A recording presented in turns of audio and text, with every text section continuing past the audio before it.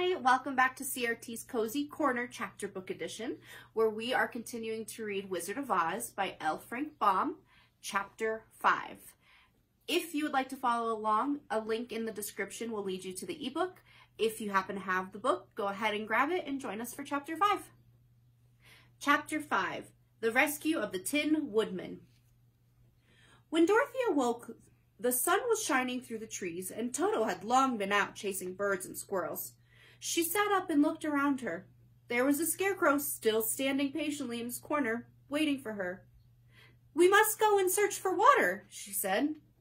"Why do you want water?" he asked. "To wash my face clean after the dust of the road, and to drink so the bread will not stick in my throat." "It must be inconvenient to be made of flesh," said the scarecrow thoughtfully, "for you must sleep and eat and drink. However, you have brains, and it is worth a lot of bother to be able to think properly."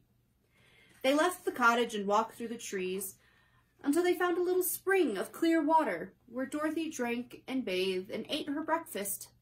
She saw there was not much bread left in the basket, and the girl was thankful the scarecrow did not have to eat anything, for there was scarcely enough for herself and Toto for the day. When she had finished her meal and was about to go back to the road of yellow brick, she was startled to hear a deep groan nearby. "What was that?" she asked timidly. "I cannot imagine," replied the scarecrow, "but we can go and see." Just then another groan reached their ears, and the sound seemed to come from behind them. They turned and walked through the forest a few steps, when Dorothy discovered something shining in a ray of sunshine that fell between the trees. She ran to the place and then stopped short with a cry of surprise. One of the big trees had been partly chopped through, and standing beside it, with an uplifted axe in his hands, was a man made entirely of tin. His head and arms and legs were jointed upon his body, but he stood perfectly motionless, as if he could not stir at all. Dorothy looked at him in amazement, and so did the scarecrow, while Toto barked sharply and made a snap at the tin, which hurt his teeth.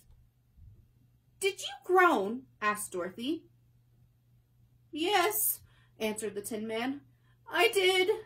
I've been groaning for more than a year, and no one has ever heard me before or come to help me." "What can I do for you?" she inquired softly, for she was moved by the sad voice in which the man spoke. "Get an oil can and oil my joints," he answered.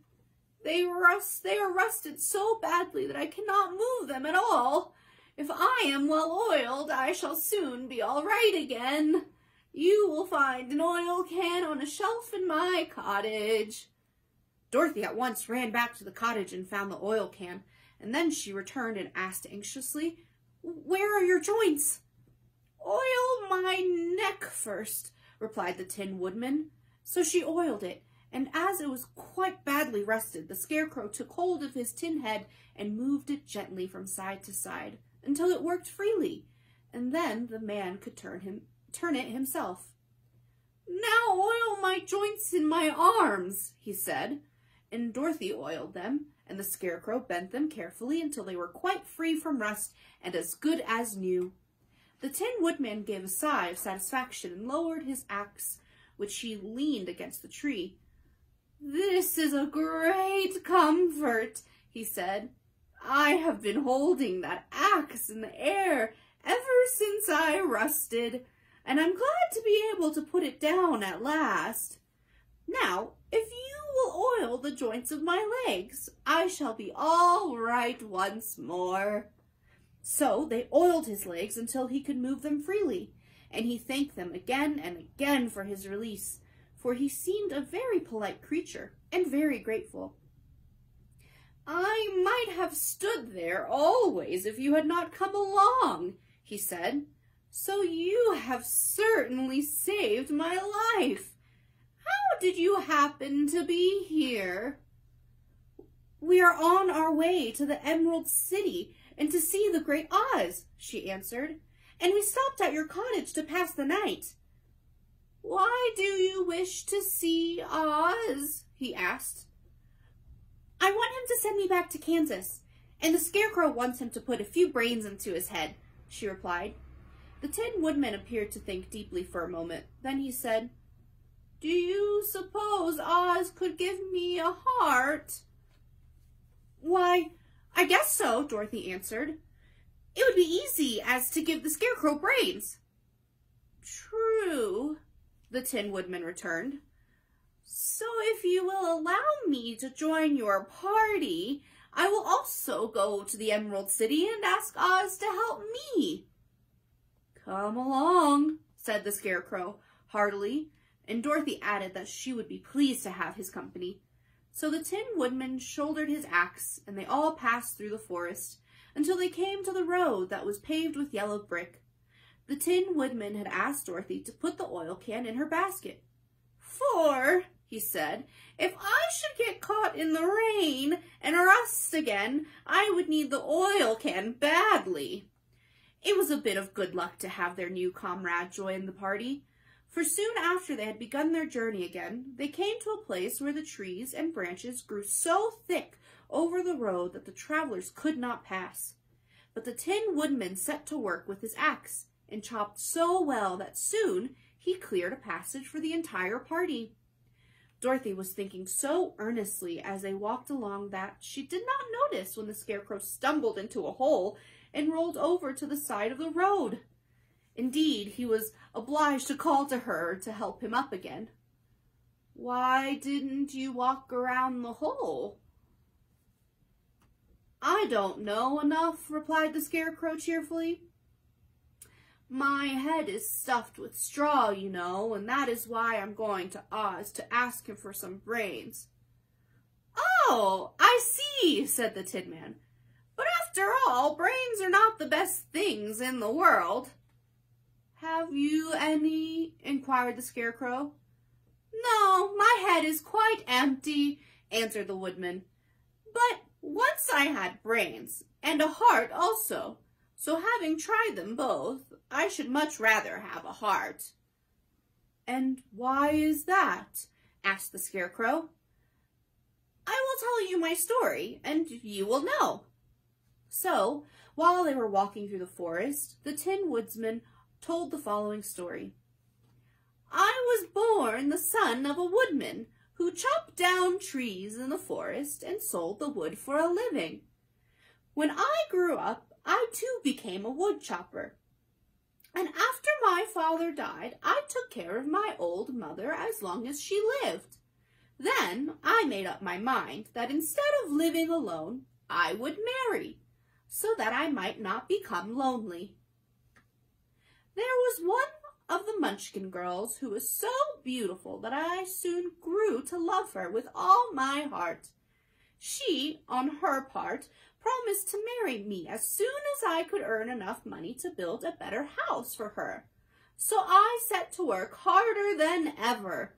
But the girl lived with an old woman who did not want her to marry anyone, for she was so lazy she wished the girl to remain with her and do the cooking and the housework. So the old woman went to the Wicked Witch of the East and promised her 2 sheep and a cow if she would prevent the marriage. Thereupon the Wicked Witch enchanted my axe, and when I was chopping away at my best one day, for I was anxious to get a new house and my wife as soon as possible, the axe slipped all at once and cut off my left leg. This at first seemed a great misfortune, for I knew a one-legged man could not do very well as a wood chopper. So I went to a tinsmith and had him make me a new leg out of tin. The leg worked very well. Once I was used to it, but my action angered the Wicked Witch of the East, for she had promised the old woman I should not marry the pretty Munchkin girl. When I began chopping again, my axe slipped and cut off my right leg. Again I went to the tinner, and again he made me a leg out of tin. After this, the enchanted axe cut off my arms, one after the other. But, nothing daunted, I had them replaced with tin ones. The Wicked Witch then made the axe slip and cut off my head, and at first I thought, That was the end of me, but the tinner happened to come along, and he made me a new head of tin. I thought I had beaten the wicked witch then, and I worked harder than ever, but I little knew how cruel my enemy could be. She thought of a new way to kill my love for the beautiful Munchkin maiden, and made my axe slip again, so that it cut right through my body, splitting me into 2 halves. Once more the tinner came to my help and made me a body of tin, fastening my tin arms and tin legs and head to it by means of joints, so that I could move around as well as ever. But alas, I had no heart, so that I lost all my love for the Munchkin girl and did not care whether I married her or not.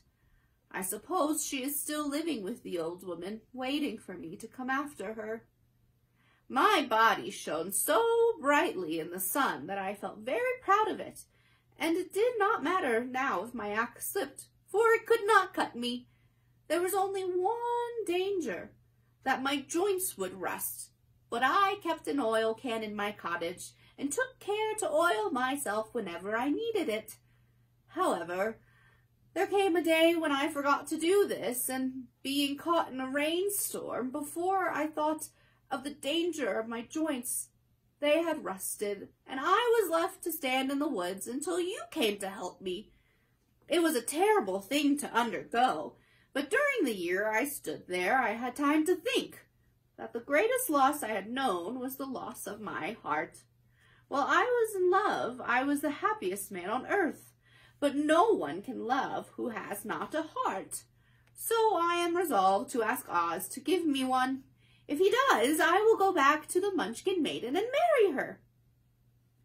Both Dorothy and the Scarecrow had been greatly interested in the story of the Tin Woodman, and now they knew why he was so anxious to get a new heart. "All the same," said the Scarecrow, "I shall ask for brains instead of a heart, for a fool would not know what to do with a heart if he had one." "I shall take the heart," returned the Tin Woodman, "for brains do not make one happy, and happiness is the best thing in the world." Dorothy did not say anything, for she was puzzled to know which one of her 2 friends was right, and she decided if she could only get back to Kansas, and Aunt Em did not matter so much whether the woodsman had no brains and the Scarecrow no heart, or each got what he wanted. What worried her most was the bread was nearly gone, and another meal for herself and Toto would empty the basket.